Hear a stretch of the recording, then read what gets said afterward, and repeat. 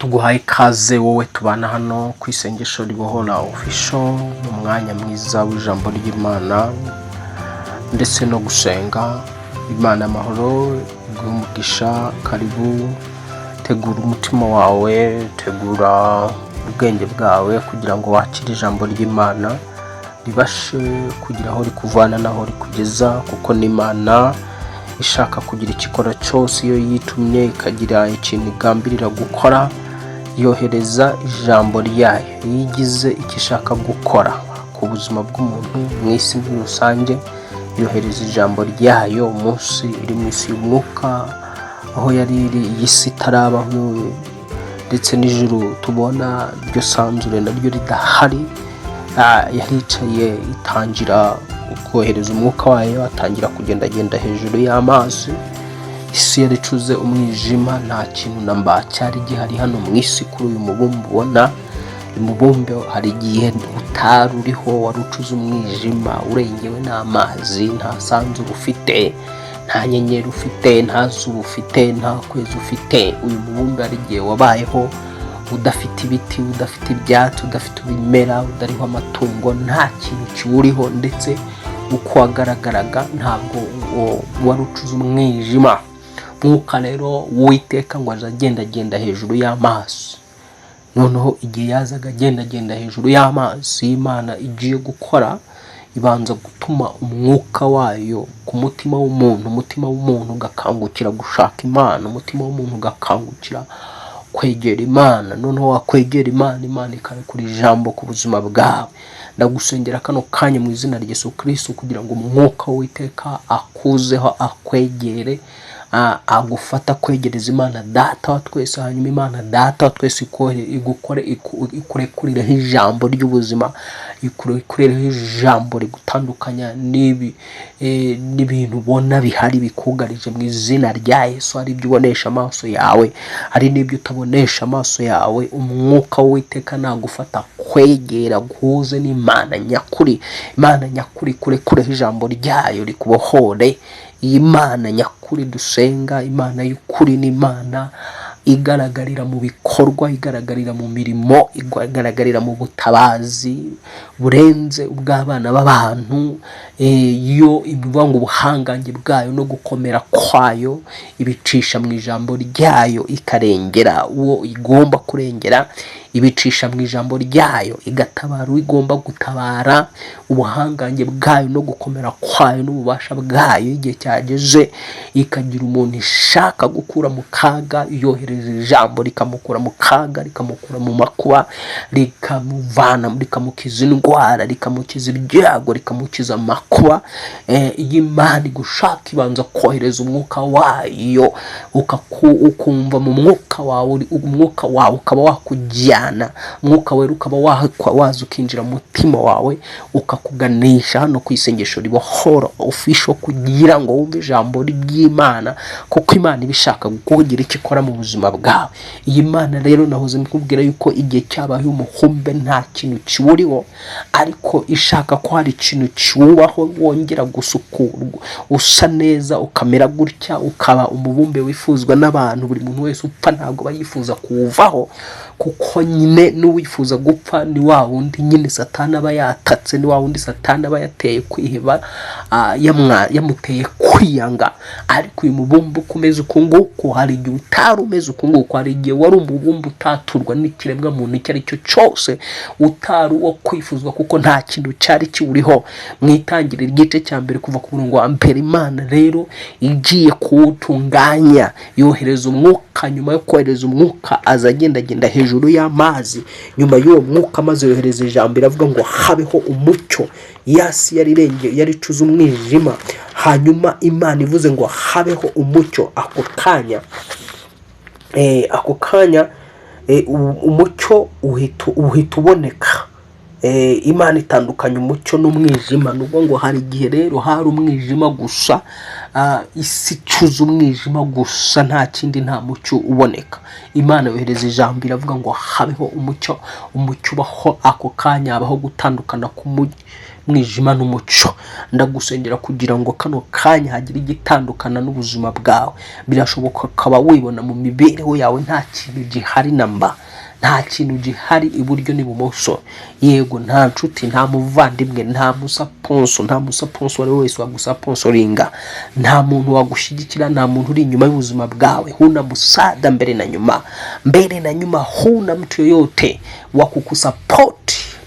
Ariko nubwo nta muntu imbere n'inyuma wagufasha, wagushyigikira mu buzima bwawe, mu muryango wawe, mu bavandimwe, ukibona ari nkaho uri wenyine, ibyo ntabwo bikanganye imbere y'Imana. Ibyo ni ibintu byoroshye cyane.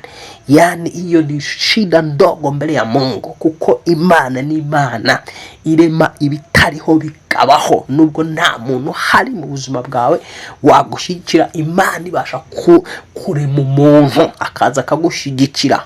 Imana ishobora gukura umuntu ikantarange mu bihugu bya kure, mahanga ya kure, atavuye no mu muryango wawe, atavuye no mu nshuti zawe izo zikwegereye, ikaba yakuremera umuntu akaza mu buzima bwawe akagushyigikira.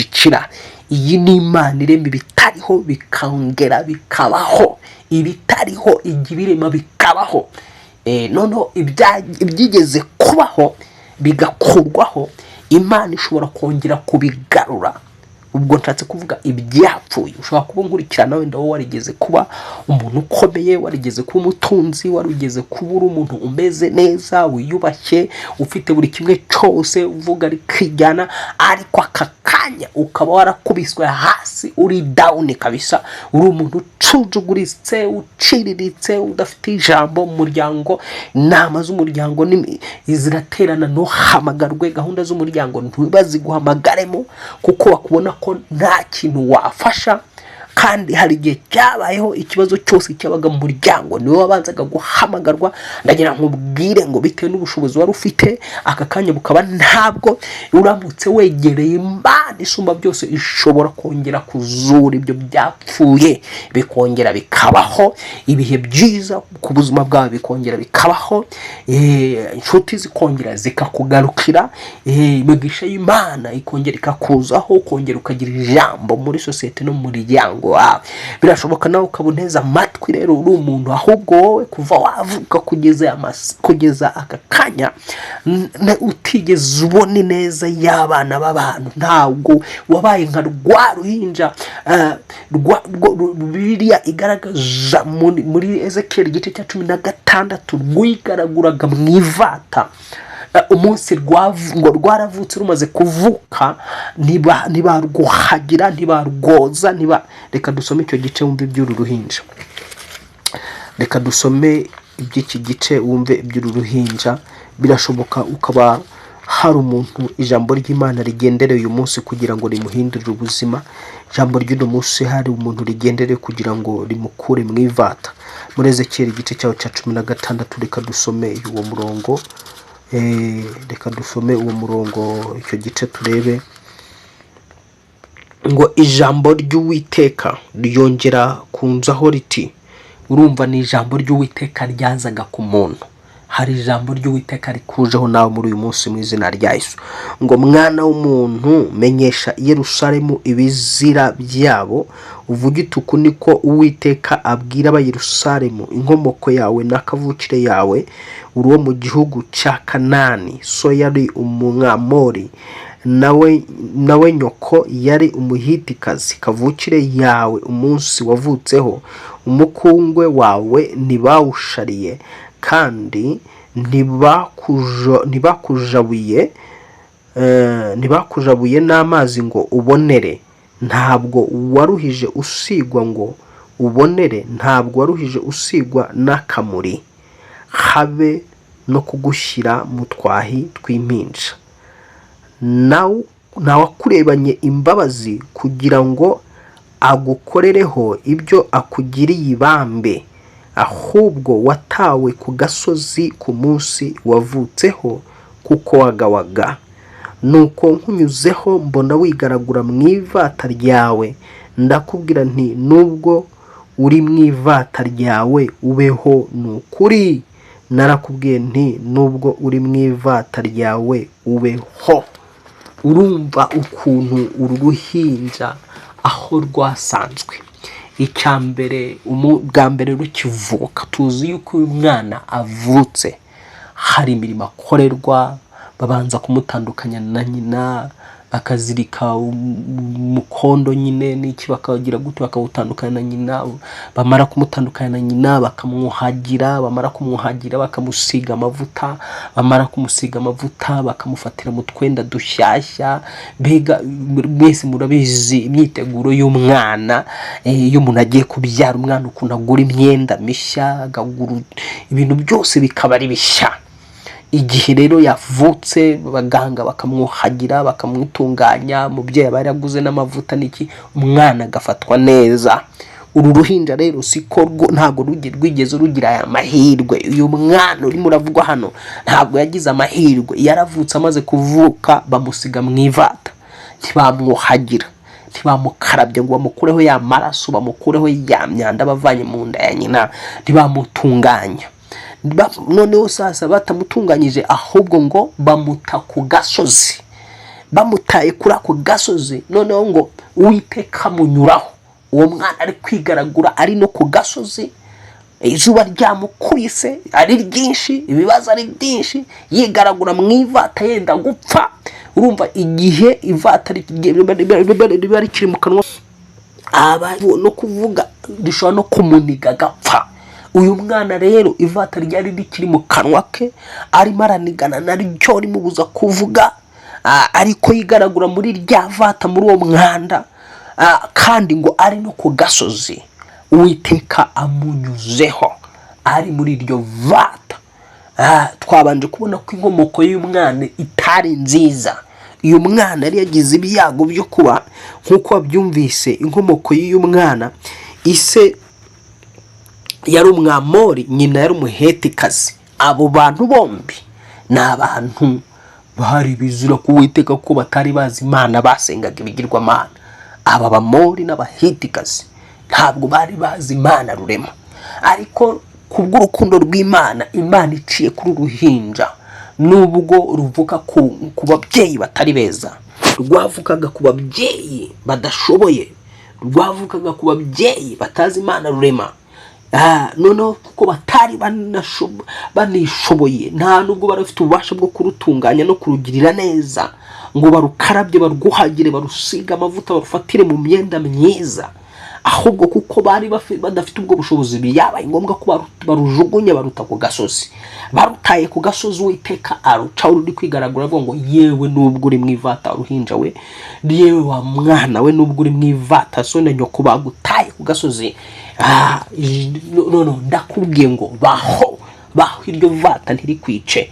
Ndagusengera mu izina rya Yesu Kristo kugira ngo iryo vata Imana iri kuvanemo. Birashoboka ukaba waratawe nyine nawe, nkuko natangiye mbivuga, ushobora kuba waratawe n'abantu baragutaye, uri kwigaragura mu bibazo byawe nyine, urarya ukimara, ntawe kugufasha, ntawe n'uwo wiringiye, na wundi wari wiringiye ubona ko atakwitayeho. Hari ababiringiye abagabo babo, abagore bamwe nabo mugasanga biringiye abagabo babo. None umugabo we birashoboka aboneza amatwi akakanya uri umugore, umugabo akora wowe udakora, kuko wari wamwiringiye uzi ko yagiye ku kazi ari buzane imposho, bikarangira yamariye mu kabari. Rero nkubwire ngo rekeraho kwiringira uwo mugabo, iringirire mu Mana mu izina rya Yesu. Igihe watawe n'abagufashaga, igihe watawe, igihe wirukanwe mu kazi, igihe sinzi umuntu nkurikira ibibazo arimo aracamo, birashoboka ukaba urimo unkurikiye, hari amagambo muganga yakubwiye ko iyo ndwara yawe ari iyo kukwica, ndetse bagusezereye kuko babona yuko iyo ndwara itari yo gucira. Ariko uramutse uhindukiriye Imana yaremye ijuru n'isi muri uyu mugoroba, uramutse uhindukiriye Imana yaremye ijuru n'isi, sinzi igihe urimo uranyumva, niba ari ku manywa cyangwa ari nijoro cyangwa nimugoroba cyangwa se ari mu gitondo, aho unyumviriye hose, uramutse uhindukiriye Imana yaremye ijuru n'isi, yigeze kubaho uyu mubumbe udahari, nta bantu bawurimo, yo ikazi ikawutunganya, amara kuwutunganya ikawuterekamo yewe, uramutse uhindukiriye Imana y'ukuri yakwereka kugira neza kwayo, yakwereka ubufasha bwayo, yakwereka ubutabazi bwayo. Ndagira nkubwire ko nta handi aka kanya ubuhungiro buri, ubuhungiro nta handi buri keretse ku Mana. Ubuhungiro bw'ubuzima bwawe, birashoboka ubuzima bwawe ukabona buri mu kaga, birashoboka ubuzima bwawe uri kunyumva bukaba buri ahantu mu gicucu cy'urupfu, ugoswe n'urupfu rurakugose impande n'impande. Birashoboka ukaboneza amatwi, imbere yawe habona urupfu, inyuma habona urupfu, iburyo habona urupfu, ibumoso habona urupfu, kandi ntushaka gupfa. Niba udashaka gupfa, hindukirira Imana ibasha kugukuriraho urwo rupfu mu izina rya Yesu Kristo. Usibye ko hariho nabugarijwe n'urupfu ariko batabibona. Turi mu bihe urupfu rurimo rurazerera mu isi. Ya farashi yavuye ikuzimu yari yicaweho na rupfu.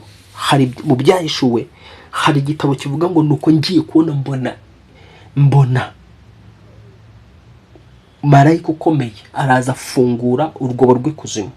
Afungurwa rw'ikuzimu ngo hazamuka mu ifarashi y'umukara, uyicayeho ngo yitwa rupfu, ngo kuzimira mukurikira.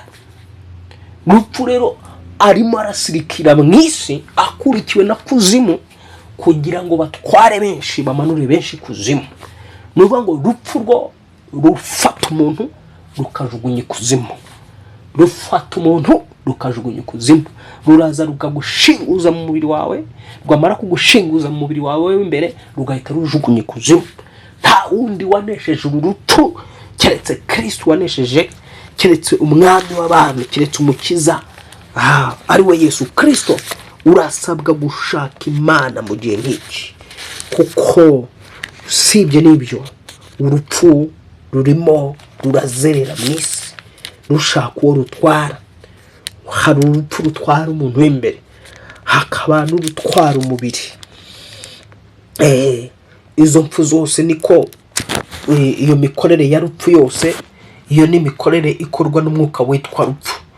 Ariko nta handi hari ubuhungiro wahungira urupfu, ni muri Kristo Yesu wanesheje urupfu n'ikuzimu. Umva ibi byahishuwe igice cya 6, ibyo nari ndimo ndakubwira kuva ku murongo wa mbere. Ngo umwana, kuva ku murongo wa 7, ngo umwana w'intama amennye ikimenyetso cya 4. Numva ijwi ry'ikizima cya 4 kivuga kiti ngwino.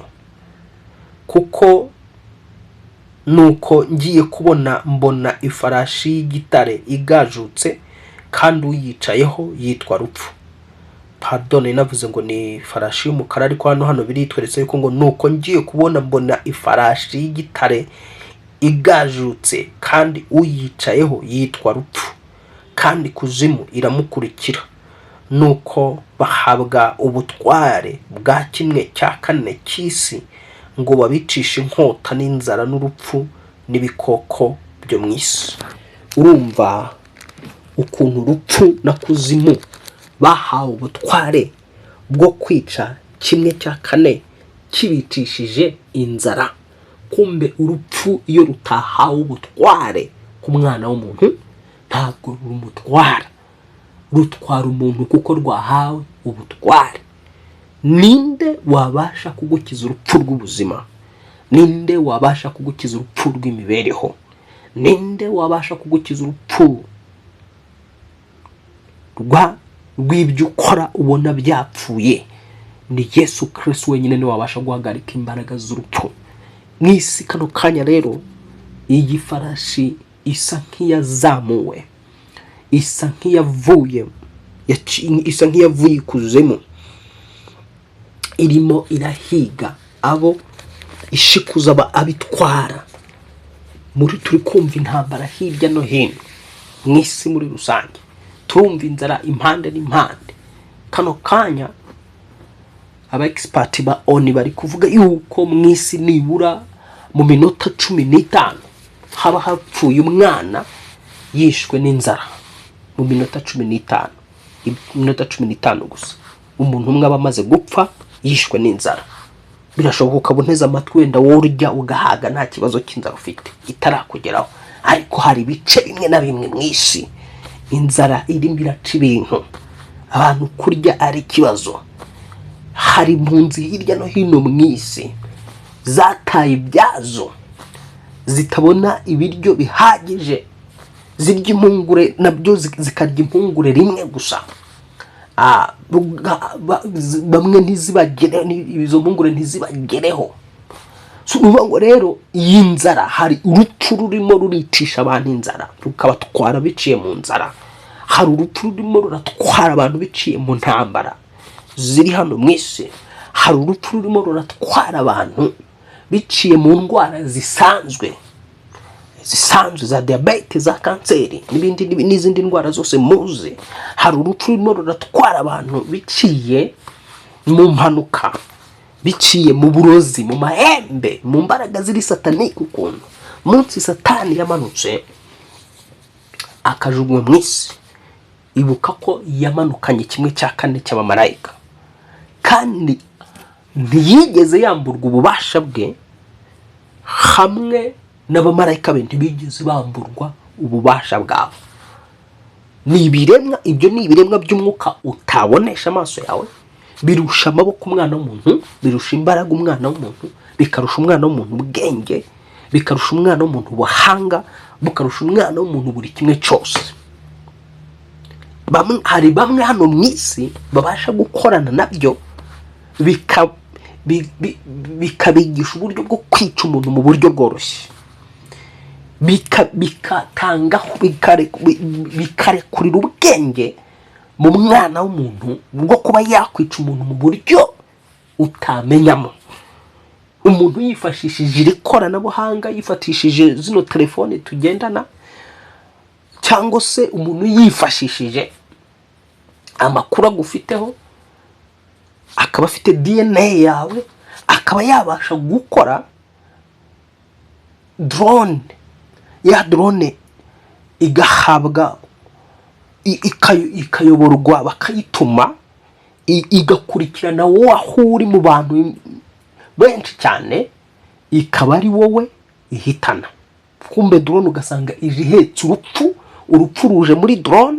Ubwo ndi kuvuga muri izi ntambara zo mu isi, cyangwa se urupfu ruri muri mesire yagutumyeho, urupfu ruri mu kintu runaka. So harimo bamwe mu bana b'abantu rero bagiye baracukumbura, bariga, ariko bahabwa ubwenge n'ibyo biremwa. Nongera misuremo n'ubu ngo muri iyi si ya none ibiremwa by'umwuka birahari byinshi, aribo bamarayika babo ngabo bahanukanye na satani, baciwe mu ijuru.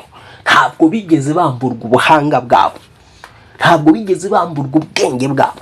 Abo nibo bigisha bamwe mu bana b'abantu kuroga, bakigisha abana b'abantu gukora uburozi bushobora guhitana umuntu mu isogonda, bushobora guhitana umuntu mu buryo butandukanye. Bakigisha abana b'abantu abarozi uburyo bw'ukuntu umurozi yinjira mu mazi ukamunywa, yinjira mu biryo ukarya ibiryo, umurozi umuriye utabizi. Umurozi bigisha abana b'abantu, umurozi akaba yazi iwawe, akicara mu ntebe ukaza ukamwicaraho ntumubone. Bikigisha bamwe mu bana b'abantu uburyo bwo kugushika, akinjira iwawe nijoro, akaza akagukura mu mubiri wawe, akakujyana. Yakujyana ukabona mu nzozi zawe, ukabona uri kurota, kumbe wajyanywe n'umurozi. Ukibona uri mu misozi, uri mu nyanja, uri mu mashyamba, uri ahantu runaka, uri kumwe n'abantu, uri gusangira n'abantu utazi, kumbe umurozi yaje aragufata, arakujyana. Kwa kundi ijambo ry'Imana rivuga ngo anjyana ndi mu mwuka. Uko Imana yajyaga ijyana abantu bayo mu mwuka, ikabajyana mu bibaya ishaka bitewe n'ibyo ishaka kubereka. Murozi araza akagukura mu mubiri, akakujabura mu mubiri, agatwara wowe imbere, akakujyana ibunaka, ahantu agukoreraho imigenzo, ahantu agukoreraho imihango, hanyuma ukagaruka mu mubiri ugakanguka, bya bindi twita gukanguka, ugakanguka wasubiza amaso inyuma, watangira gutekereza mu inzozi wari urimo ugasanga hari ahantu wari uri uragarutse. Ikikumenyesha ko rero wari wajyanywe nuko ugaruka ugakanguka, ukumva umubiri wavunaguritse, ukumva umubiri nta rutege ufite, nta mbaraga ufite. Mu mwuka bari bagutwaye bajya kugukoresha imirimo yabo. Ariko abo bantu ubwo bwenge bawuhabwa nande? Izo mbaraga bazihabwa nande? Ubwo buhanga bwo gukinisha ikiremwa muntu babihabwa nande? Babihawe na bya biremwa byitwa abamarayika b'umwijima. Kuko abamarayika b'Uwiteka b'umucyo bakina. Iyo uri umuntu uzi gusenga, umaze kubaha Imana, wumvira Imana, urimo uragenda uzamuka mu kwizera, uzamuka mu kumenya, igihe kiragera Uwiteka akagutegekera. Abamarayika uri umuntu uri imbere y'Imana cyane, wiba bugufi, gutegekera abamarayika bakakurinda ibyo biremwa ntibikugereho. Nihehe rero hari ubuhungiro wahungira ibyo byose? Nihehe hari ubuhungiro wahungira imbaraga z'urupfu? Rwaba ari urupfu rwa none rutwara umubiri, cyangwa se urupfu rutwara umuntu w'imbere, cyangwa se urupfu rutwara destiny y'umuntu, rutwara imigisha y'umuntu, rutwara imibereho y'umuntu, rutwara hanoneho umuntu. Nihehe wahungira uru rupfu? Ni muri Kristo Yesu wabambwe agapfa akazuka. Ni ku Mana nyakuri, Mana yaremye ijuru n'isi. Ndababwira ngo yego muri iki gihe cya none ibisengwa ni byinshi. Hari abantu bagiye bayobera ku Mana zitarizo, bayobera ku Mana itari nyakuri. Imana y'ukuri igaragazwa n'imirimo ikora, igaragazwa n'ibitangaza ikora. Imana y'ukuri imenyereweho kugira impuhwe n'imbabazi zo gutabara abayitabaza, zo kurengera ababuze kirengera, ariko bayitakira ku manywa na nijoro basaba kugira ngo izibarenganure. Imana z'ibinyoma ari byo bigirwamana, bikarangwa no kunanirwa gukora, bikarangwa no kunanirwa gufasha ababyambaza n'ababihungiraho. Twarabibonye mu gihe cya Bayali na Ashera. Abahanuzi bagera muri 850 bafashe igihe cyabo cyo kwisenga, bahamagara Bayali ati nyamuneka Bayali, manura umuriro wawe umenyekanishe ko ari we Mana. Batangira mu gitondo binginga Bayali, bamutambiye igitambo kiraho ngaho n'igicaniro bacyumwubakiye. Bayali na Ashera ni abantu 850 binginga Bayali wapi. Uko saa ya mbere batakamba Bayali ntiyabumva, isaa ya kabiri batakambira Ashera ntiyabumva, isaa ya gatatu n'iya kane n'iya gatanu Bayali atarabumva. Bagera ahantu noneho bigira inama bakavuga bati ahari reka twibabaze. Bagera ku cyiciro cyo gutangira kwiturikirizaho intambi, barikeba. Bayali bamuha amaraso, Ashera bamuha amaraso, baribabaza, barikeba, biturikirizaho intambi, baranikeba n'ibyuma, ngo kugeza aho imibiri yabo yaje kugaragaraho yumiyeho amaraso ameze nk'imishonyi ku mibiri yabo.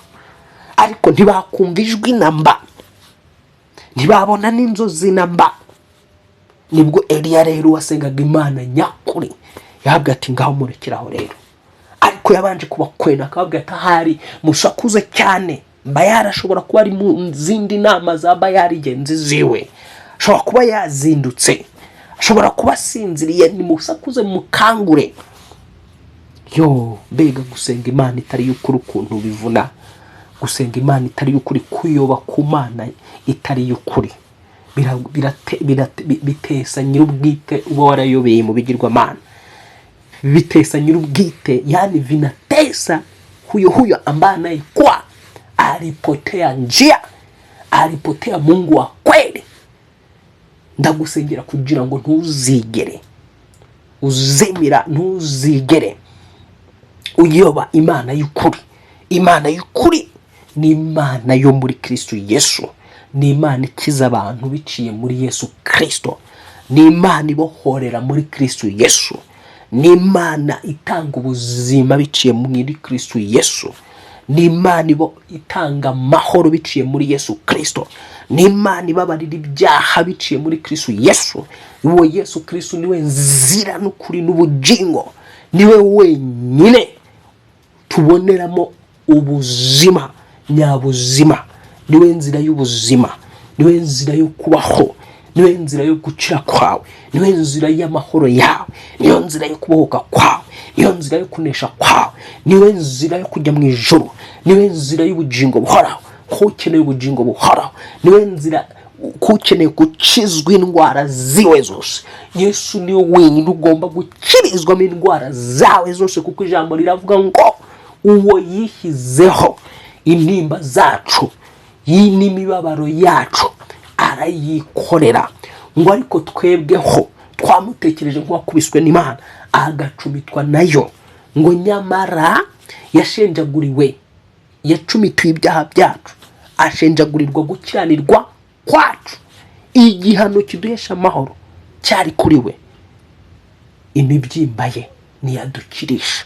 Uwo nguwo niwe rero waje kwikorera imibabaro y'abantu, aza kwikorera ibibazo by'abantu. Uwo niwe buhungiro. Aka kanya navuga ngo ni nkawe nkuge abantu tugomba guhungiramo, niwe nkuge tugomba guhungiramo urupfu rutwara abantu imburagihe, niwe nkuge abantu bagomba guhungiramo ibibazo bibugarije, niwe isi ikeneye, niwe ubasha kuzana amahoro hano mu isi, agaca intambara zose tubona hano mu isi. Uwo niwe wenyine ufite gukemura ikibazo cy'imirire, agaca inzara mu isi. Ni Yesu Kristo niwe wenyine ufite ubushobozi bwo gukemura ikibazo cy'indwara z'ibyorezo n'izindi ndwara zose ziri mu isi, akagikemura gicemuye, kuko ari mu isi yagaragaye akiza indwara zimaze imyaka 38. Umuntu umaze imyaka 38 akamukiza. Ari mu isi niwe wagaragaye ahaza abantu 5,000 utabariyemo abagore n'abana, bararya barahaga kandi barya neza. Abicyo gihe bari imigati n'amafi meza byokeje, bararya barahaga. Urabizi ukuntu ifi henda, yagaburiye abantu 5,000, barya amafi, barya imitsima, bararya barahaga kandi byokeje. Aho wajya kugura ifi yokeje muri Kigali, ahantu ubona hasa nkaho hanyanyaza, hadasa nabi cyane, ubona hasa nkaho hasirimutsemo, mu kabari uzajya muzasanga ifi nibura ari 18, 15. None ibaze kugaburira rero abantu 5,000 utabariyemo abagore n'abana, bari ifi yokeje. Yibarire mu 15,000 cyangwa 18, intoya bari 15, inini ari 18. Aho ni ahantu haciriritse, ntabwo ahantu haciriritse hadasa nabi cyane kandi hatanakabije cyane, ubona harimo hagati no hagati. Noneho rero uyu Yesu yagaburiye abantu 5,000 utabazemwe abagore n'abana, barya amafi, barya imitsima, barahaga bose. Urumva Yesu ni ufite ubushobozi bwo guca inzara hano mu isi, inzara ikarangira burundu. Yesu ni ufite kurangiza amakimbirane yose ubona ari hano mu isi. Ariko igihe kizabaho ingoma ye izaza yigarurire isi yose. Kano kanya n'umwami ari ku ngoma mu buryo bw'umwuka, abamuyoboka bose yiteguye kubaha amahoro, yiteguye kubaha umutekano, akangiza ibibabuza umutekano. Uranyumva neza? Ushobora kubura umutekano, abarozi bakubuza umutekano, imizimu ikubuza umutekano, indwara ari nyinshi mu buzima bwawe, ibintu mbega bijagaraye. Ahamagara Yesu aze yima ingoma mu mpande zombi, mutakambire ku manywa na nijoro. Umva ukuntu ijambo hano rivuga dusoza. Natangiye kuvuga ngo nta handi ubuhungiro busigaye, ni mu Mana gusa, ni muri Yesu.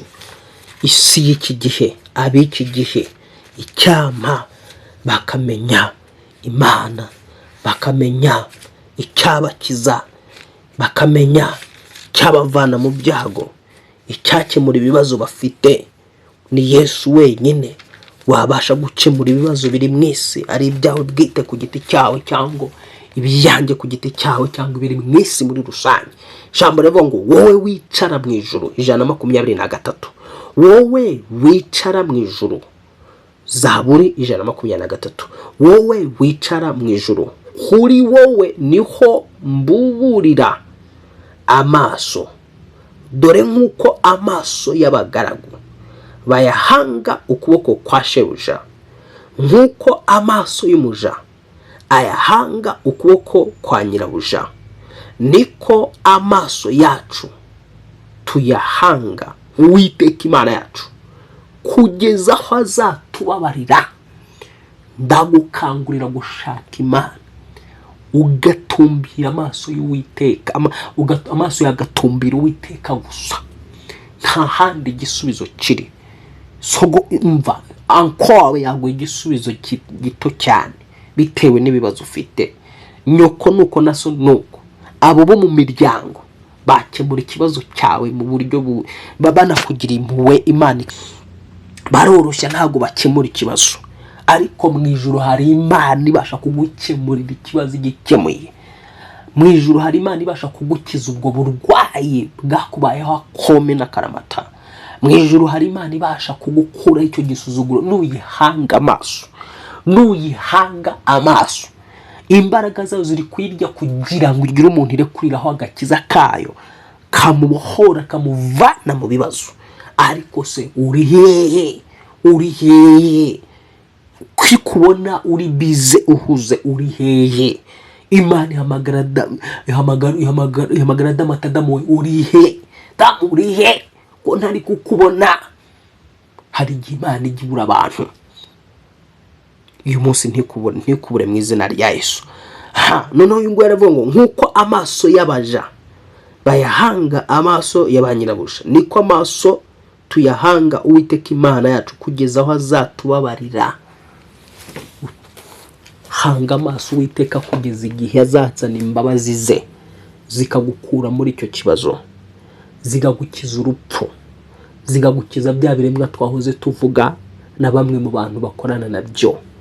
Satani azerera mu isi ku manywa na nijoro ari mu muntu, yivuga ameze nk'intare, ashaka uwagirira nabi, ashaka uwaconcomera. Uko niko ijambo rivuga. Petero wa kabiri urwandiko ndumva bishobora kuba biri mu Batesalonike ba kabiri igice cya 5. Aho ngaho niko ijambo ry'Imana rivuga. Hari umurongo uvuga kuhereka umurongo wa 7 hatangira avuga ngo ntimukinge ngo reka tugende tuhasome ne kuvuga ibitari byo, katuhasome hanyuma ndagaruka ahangaha. Iki nicyo gihe cyo gutumbira mu maso h'Uwiteka, ugahanga amaso Imana yawe kugeza igihe izanye agakiza ku buzima bwawe, agakiza ku mibereho yawe, ibiguhiga ikabicecekesha, ibikurwanya ikabihagarika. Imana ifite ububasha bwo guhagarika indwara zikuriho. Imana ifite ububasha bwo guhagarika ubwo bukene bukuriho, izo nyatsi. Imana niyo yonyine ifite kuzihagarika. Si babandi bahora bamamazwa bavuga ngo bakize nyatsi, ngo bakemura ibibazo by'abashakanye. Bariya ni abapfumu, bariya ni abakozi ba Satani. Ahubwo ubajyamo wese abayobotse inzira za Satani, abayobotse inzira z'ubwami bw'umwijima, wakagombye kuyoboka Imana yonyine yakuremye, ikaba ari kuvana iyo myako n'imikoshi mu izina rya Yesu. Jambo riravuga ngo kadusome tumbe.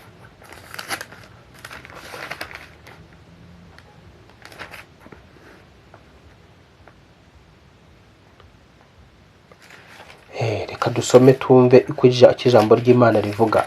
Ijambo ry'Imana rigenda rigaragaza ukuntu Satani yivuga ashaka kwancocomera, agenda ameze nk'intare azerera yivuga. Ni muri Petero wa mbere igice cya 5, ntabwo ari Abatesalonike. Petero wa mbere igice cya 5 umurongo wa 7 atavuga ngo muyikoreze amaganya yanyu yose kuko yita kuri mwe, mwirinde ibisindisha, mube maso kuko umurezi wanyu Satani azerera nk'intare yivuga ashaka kwaconcomera. Urumva ko umurezi wawe ari we Satani azerera yivuga bya bibazo ubona biri mu buzima bwawe ni uri murivuga. Urabizi intare irimo iratontoma. Bibiliya ivuze yuko na Satani nuko nguko agenda azerera ameze nk'intare yivuga. Intare mu ishyamba igenda yivuga. Udusimba aho twari turi twatundi nyine tugatangira kwirukanka, tukava mu myobo tukirukanka. Ubwo intare ikabira tubonye igahita twirukanka inyuma ikatwica ikaturya. Uko niko ibyo bibazo uri kubona mu buzima bwawe. Inyuma hari umwuka uri kwivuga, ni ukwivuga kwa Satani, ni ukwivuga kw'imbaraga z'abarozi, ni ukwivuga kw'imbaraga z'imyuka mibi. Iragira ngo irebe ko ugira ubwoba ubundi ikakurya. Hagarara rero, ijambo riravuga ngo mumurwanye mushikamye. Ijambo iyo ukomeje ugasoma hepfo riravuga ngo mumurwanye mushikamye mufite kwizera gukomeye. Iyo urwanyije Satani araguhunga. Yakobo mu gice cya 4 kuva ku murongo wa 7 avuga ngo mwegere Imana nayo izabegera, murwanye Satani nawe azabegera. Iki ni cyo gihe cyo kurwanya ibyo uri kubona. Hamagara Imana. Ijambo ryavuze ngo nkuko amaso y'abagaragu bayahanga, ariko ritangira rivuga ngo wowe wicaye mu ijuru, kuri wowe niho mbuburira amaso. Dore nkuko amaso y'abagaragu bayahanga ukuboko kwa bashebuja, niko amaso nkuko amaso y'umuja yahanga ukuboko kwa nyirabuja, uko niko amaso yacu tuyahanga Uwiteka Imana yacu kugeza aho azatubabarira. Uwiteka utubabarire kuko duhaze cyane igisuzuguriro, imitima yacu ihaze cyane no gukobwa n'abaruhukira mu mahoro yawe. Ntabwo urahaga iyo myuka ikwataka y'abarozi, ntabwo urahaga izo ndwara, ntabwo urahaga icyo gisuzuguriro, ntabwo urahaga ibyo byose ubona bikugarije bikwambura agaciro kawe. Niba ubihaze, tuhanga amaso Uwiteka niwe wenyine abo mu isi dusabwa guhungiraho, abo mu isi dusabwa gushaka. Mu byakozwe n'intumwa igice cya 4 kuva ku murongo 11 havuga yuko nta wundi, nta rindi zina ryahawe abana b'abantu bagomba kuboneramo agakiza, kuko nta rindi zina ryahawe abantu hano munsi y'ijuru ritari ryo zina rya Yesu Kristo. Tangira rivuga ngo Yesu Kristo niwe buye abubatsi banze, nyamara ku Mana ryahindutse rikomeza imfuruka. Yesu ni ukomeza inkingi z'ubuzima bw'umuntu, ni ukomeza inkingi z'imibereho y'umuntu. Nubwo abantu bashaka imibereho myiza, bagashaka ubuzima bwiza, bagashaka kubaho kwiteka, bagashaka kurama, bagashaka kuzasoza neza ubuzima bwabo mu isi ndetse na nyuma y'urupfu, bakaba bifuza kuba baba ahantu heza, ariko uyu Yesu abantu banze niwe utanga ubwo buzima bwiza, niwe utanga uko kubaho neza, niwe uvura indwara zananiranye, niwe ubasha kuguha sante itarimo indwara. Uyu Yesu Kristo niwe ubasha kuguhaza ibyo kurya ukarya neza kuwa wundi wabibuze. Ushobora kubona nabifite wowe urya rwose neza cyangwa se ufite buri kimwe cyose, ariko hari ibyo abaganga bakubujije bakavuga ngo ntukarye iki, ntukanywe iki, kandi ufite amafaranga, ufite buri kimwe cyose. Ariko hari kode Satani yaje ashira mu buzima bwawe kubikamo indwara runaka. Urabuzwa ngo ntukarye iki, ntukanywe iki, ntukarye iki, ntukanywe iki, ntukarye iki, kandi ufite ibintu byose. Amazu urayafite, amafaranga urayafite, imodoka urazifite, ariko Satani nawe yaratunze avuga atarabeshyira ubusa ntabwo azishima mu mpande zombi. Reka mubikemo indwara runaka zituma atazajya aryibi. Yesu afite ububasha bwo gukura izo kode zose mu mubiri wawe akazihanagura nuramuka umuhanze amaso. Imana amahoro iguhe umugisha. Birashoboka ukaba wari unkurikiranye, wari uri mu bibazo bitandukanye, wari uri mu ntambara zitandukanye, imbere n'inyuma ntacyo uri kubona, iburyo n'ibumoso urabona ibibazo gusa, imbere urabona ibibazo gusa, inyuma y'ituruka ukabona ibibazo gusa. Icyo usabwa ni iki? Tumbira Yesu, reba Yesu wenyine yiteguye kugukura muri ibyo bibazo. Niba uzi ko utarakira umwami Yesu Kristo umwami n'umukiza n'umucunguzi w'ubugingo bwawe, uyu niwo munsi wo kumwakira mu mutima wawe, niwo munsi wo gukingura umutima. Niba wari warasubiye inyuma, waravuye mu byizerwa, uyu niwo mwanya wo kugira ngo ugarukire umwami Yesu. Ijambo riravuga ngo nimungarukira nanjye nzabagarukira. Niko ijambo rivuga, nimungarukira nanjye nzabagarukira. Niba uzi ko wari warasubiye inyuma, uyu niwo mwanya wo kugarukira umwami Yesu Kristo. Umuntu ashobora gusubira inyuma mu mutima we, ibyiringiro bikamuvamo, ibihe byo gusenga akabishyira ku ruhande. Birashoboka ukaba rero umaze gusubira inyuma mu mutima wawe. Uyu ni umwanya wo kugira ngo ugarukire Imana.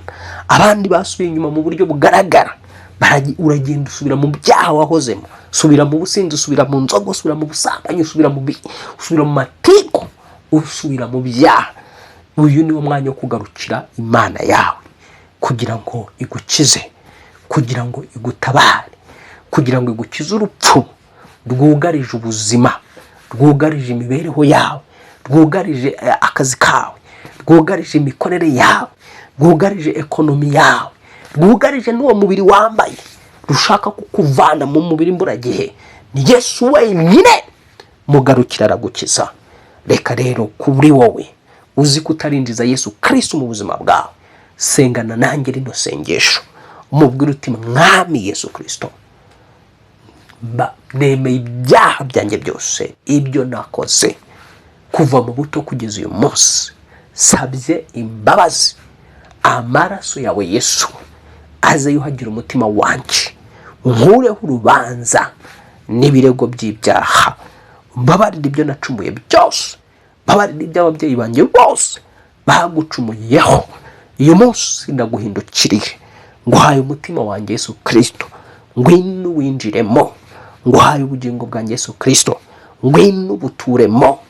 Uwiteka, andukura amazina yanjye mu gitabo cyo kurimbuka, wandika amazina yanjye mu gitabo cy'ubugingo buhoraho. Uhereye umunsi wa none mbu wawe byiteka ryose mwami, mbu wawe byiteka ryose Mana.